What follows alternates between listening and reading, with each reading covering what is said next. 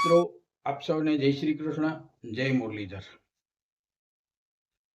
નવા મંત્રીમંડળનું વિસ્તરણ થયું છે, તેમાં આહિર સમાજનું પતું કાપી નાખવામાં આવ્યું હોય છે એવું લાગે છે। અને ખાસ કરીને સૌરાષ્ટ્રના રાજકારણમાં જે આહિર સમાજનો દબદબો હતો, એ દબદબાને ક્યાંક ને ક્યાંક ખતમ કરવાની અથવા તો ઓછો કરવાનો કોઈ કારસો થઈ રહ્યો હોય એવું લાગે છે। જે રીતે નવા મંત્રીમંડળની વિસ્તરણ થયું છે અને તેમાં જ્ઞાતિનું સમીકરણ જે રીતે રચવામાં આવ્યું છે અને એ રીતે જોઈએ તો સૌરાષ્ટ્રમાંથી આહિર સમાજનો કોઈ ને કોઈ મંત્રી હોવો જ જોઈએ। એ વાતનું આપણે ગૌરવ અને અતિ આનંદ છે કે સૌરાષ્ટ્રમાંથી ત્રિકમભાઈ સાંગાને મંત્રીમંડળમાં સ્થાન મળ્યું છે। એના માટે એક આનંદની અને અતિ આનંદની વાત છે, એ આપણા ગર્વની વાત છે। પણ રાજકીય સમીકરણની દ્રષ્ટિએ જોઈએ અને જો ખાસ જોઈએ તો સૌરાષ્ટ્રમાં આહિર સમાજની વસ્તી અને આહિર સમાજનું જે રીતે વર્ચસ્વ છે સામાજિક, રાજકીય, શૈક્ષણિક, એ રીતે આહિર સમાજને સૌરાષ્ટ્રમાંથી ખાસ કરીને જામનગર જિલ્લો છે, જુનાગઢ જિલ્લો છે, અમરેલી જિલ્લો છે, ભાવનગર જિલ્લો છે, આ બધા વિસ્તારમાં સૌરાષ્ટ્રમાં આપણા આહિરની વસ્તી ખૂબ જ છે।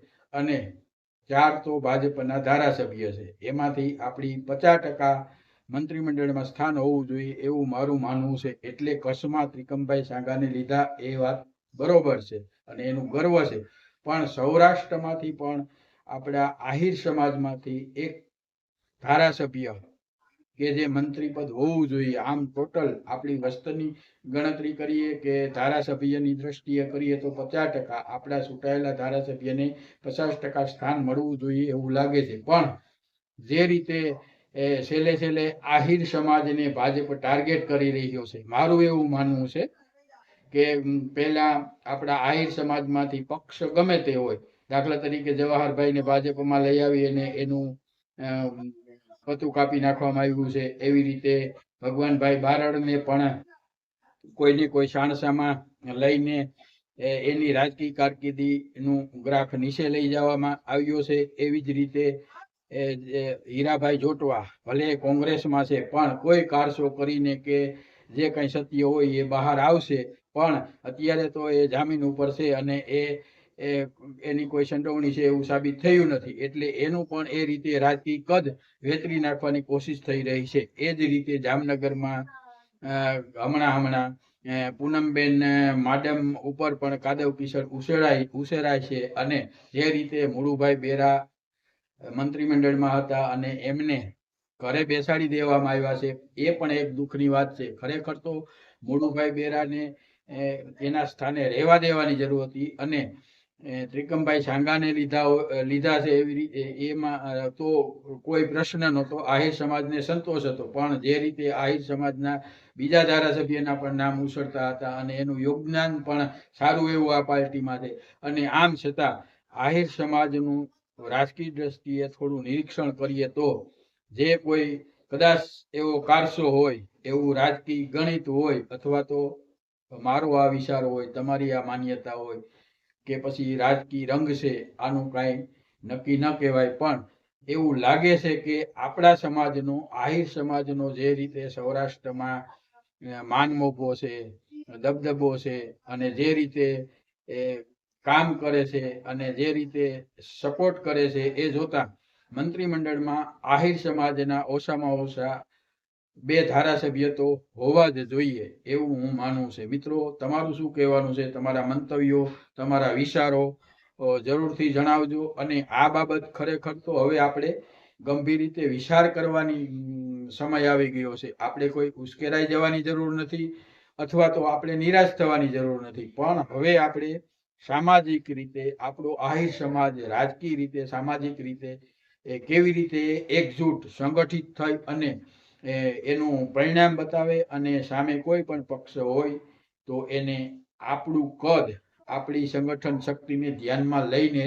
એણે રાજકીય કાવા દાવા કરવા જોઈએ। આપણે જે રીતે આપણો ઉપયોગ થાય છે એ રીતે આ રાજકારણીઓ, રીઢા રાજકારણીઓ બધા જાણે જ છે કે ભાઈ આ સમાજને આવી રીતે આપણે કરશું તો એનું કાંઈ મહત્વ રહેશે નહીં. આપણું કોણ સાંભળે છે અત્યારે? તમે જુઓ છો તો આપણું ક્યાં વજન પડે છે? વજન પડવું જોઈએ, પણ એ વજન અત્યારે પડતું નથી. કયા કારણોસર પડતું નથી કે કયા સંજોગો હશે એ તો ભગવાન જાણે. પણ સમાજની રીતિ એક મારા વિચારો વ્યક્ત કરવાની જે આપણે સ્વતંત્રતા છે, આપણે જે બંધારણ આપ્યું છે, એ વિશે હું તો મારા વિચારો રજૂ કરું છું.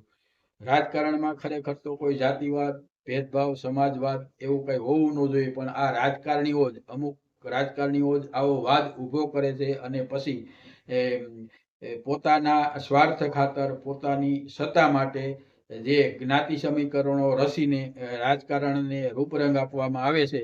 અને પછી જ્યારે આવું થાય ત્યારે કોઈ ને કોઈ પણ સમાજ નારાજ થાય. જો કે કોઈ પણ હોય, બધાને સંતોષ આપી શકે નહીં, પણ એના કદ પ્રમાણે, એની વસ્તી પ્રમાણે, એના માન મોભા પ્રમાણે એને સ્થાન મળવું જોઈએ એવું સૌ લોકો કહેતા હોય છે અને એવું સર્ચાતું પણ હોય છે. પણ જે રીતે અમુક રાજકીય ભેદભાવ રાખીને કે અમુક રાગદ્વેષ રાખીને જો સમાજને રાજકીય રીતે કદ વેતરવામાં આવતું હોય તો એ ખરેખર હળાહળ અન્યાય છે અને એ લોકશાહીને શોભે એવું તો બિલકુલ નથી. માટે મારે આહિર સમાજના રાજકીય સામાજિક આગેવાનો છે એને એટલી જ વિનંતી છે કે આના ઉપરથી આપણે ખરેખર તો એક બોધ લેવાની જરૂર છે.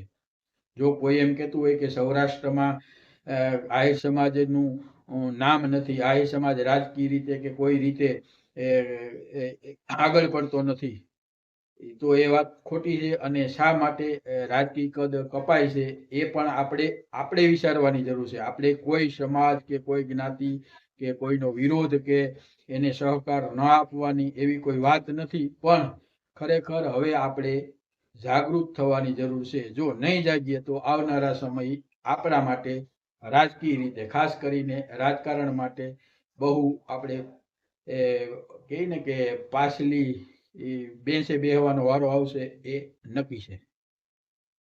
એટલે મિત્રો, હવે જાગો, થોડુંક વિચાર મનોમંથન કરો.